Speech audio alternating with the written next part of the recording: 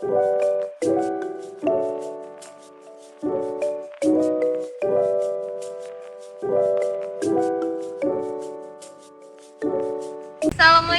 warahmatullahi wabarakatuh.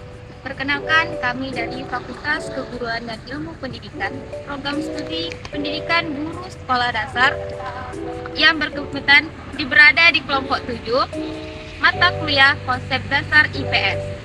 Baiklah, di sini kami akan mempresentasikan makalah kami yang berjudul Individu, Masyarakat, dan Struktur Sosial.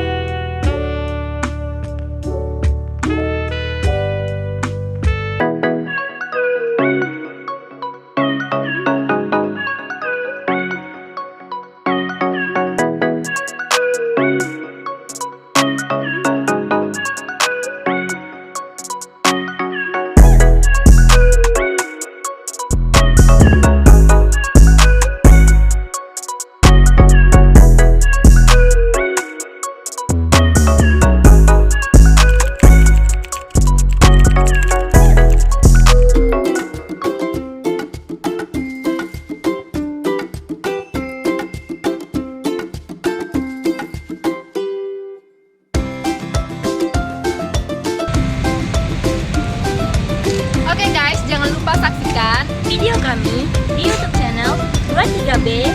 Jangan lupa like, comment, and subscribe.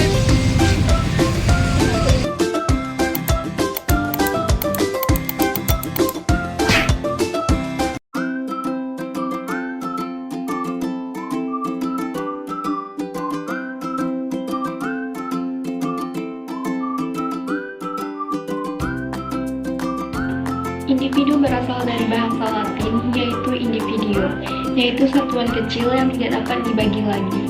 Individu menurut konsep sosiologi artinya manusia yang hidup sendiri atau tidak mempunyai kawan atau sendiri. Ciri khas yang dapat melekat dalam diri individu yaitu ada raga, rasa, rasio, dan rukun. Raga merupakan bentuk jasad manusia yang khas yang dapat membedakan antara individu yang satu dengan individu yang lain, sekalipun ciri dan hakikatnya sama. Kemudian ada rasa. Rasa merupakan perasaan individu yang dapat menangkap objek gerakan benda isi alam semesta, seperti merasakan panas, dingin, dan merasakan makanan yang lezat. Perasaan juga dapat dikembangkan menjadi perasaan senang atau kehidupan sebaliknya. Kemudian ada rasio atau akal pikiran, merupakan kelengkapan manusia untuk mengembangkan diri, mengatasi segala sesuatu yang diperlukan dalam diri individu. Yang terakhir ada rukun atau pergaulan hidup, merupakan bentuk sosialisasi dengan sesama manusia dan hidup berdampingan satu sama lain secara harmonis, damai, dan saling melengkapi. Rukun ini merupakan perangkat individu yang dapat membentuk suatu kelompok sosial yang sering disebut sebagai masyarakat. Selanjutnya adalah masyarakat. Masyarakat berasal dari bahasa Arab, yaitu syaraka yang berarti ikut serta, berpartisipasi, atau masyarakat yang berarti saling bergaul. Di dalam bahasa Inggris dipakai istilah society yang sebelumnya berasal dari kata lain socius yang berarti kawan. Masyarakat menurut para ahli terbagi menjadi beberapa bentuk. Yang pertama, masyarakat menurut Abdul Shani memiliki dua pandangan. Yang pertama, memandang community sebagai unsur statis, artinya community terbentuk dalam suatu wadah atau tempat dengan batas-batas tertentu, maka ia menunjukkan bagian dari kesatuan masyarakat sehingga ia dapat pula disebut sebagai masyarakat setempat. Pandangan kedua, community dipandang sebagai unsur yang dinamis, artinya menyangkut suatu proses yang terbentuk melalui faktor psikologi dan berhubungan antar manusia. Maka di dalamnya ada yang sifatnya fungsional. Nah, yang kedua, menurut Winton, seorang ahli antropologi mengartikan masyarakat sebagai kelompok manusia yang telah hidup dan bekerja sama cukup lama, sehingga mereka dapat mengatur diri mereka sebagai suatu kesatuan sosial dengan batas-batas yang telah dirumuskan dengan jelas. Yang ketiga, menurut Harkowitz, seorang antropologi yang lain mengartikan masyarakat sebagai sekelompok individu yang tersusun mengikuti suatu cara hidup tertentu. Dan yang terakhir, menurut Selo Sumarjan, seorang sosiologi Indonesia mengartikan masyarakat sebagai orang-orang yang hidup bersama yang menghasilkan kebudayaan. Menurut Sujono Sukanto, beberapa ciri masyarakat perkotaan yang menonjol adalah yang pertama, kehidupan keagamaan berkurang jika dibandingkan dengan pedesaan. Hal ini disebabkan adanya cara berpikir yang rasional yang berdasarkan pada perhitungan-perhitungan eksak. Yang kedua yaitu orang kota umumnya dapat mengurus dirinya sendiri tanpa harus tergantung pada orang lain. Yang ketiga yaitu pembagian lebih keras dan tegas dan mempunyai batas-batas yang nyata. Yang keempat yaitu kemungkinan untuk mendapatkan pekerjaan yang lebih banyak diperoleh daripada warga desa.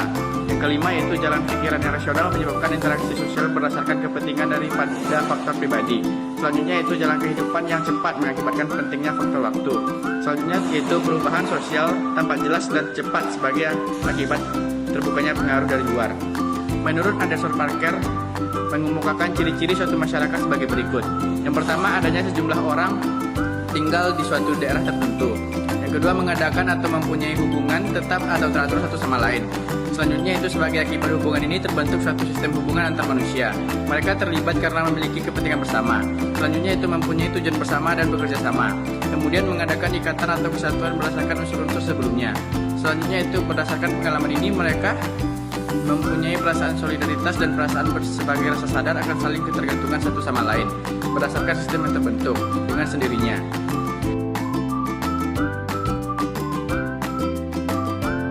Kemudian ada struktur sosial. Struktur sosial dapat diartikan sebagai pola perilaku dari setiap individu dalam masyarakat yang tersusun sebagai suatu sistem.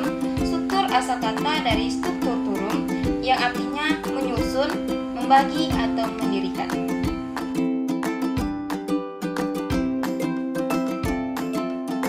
Dua sifat pelapisan sosial yang berkembang di masyarakat. Yang pertama yaitu bersifat tertutup, yaitu setiap anggota tidak dimungkinkan untuk pindah lapisan baik ke atas maupun ke bawah. Satu-satunya jalan untuk masuk ke dalam lapisan ini adalah melalui kelahiran. Contohnya yaitu sistem kasta. Yang kedua, bersifat terbuka. Setiap anggota masyarakat mempunyai kesempatan untuk masuk dan keluar pada setiap lapisan. Contoh berdasarkan kekayaan dan kekuasaan.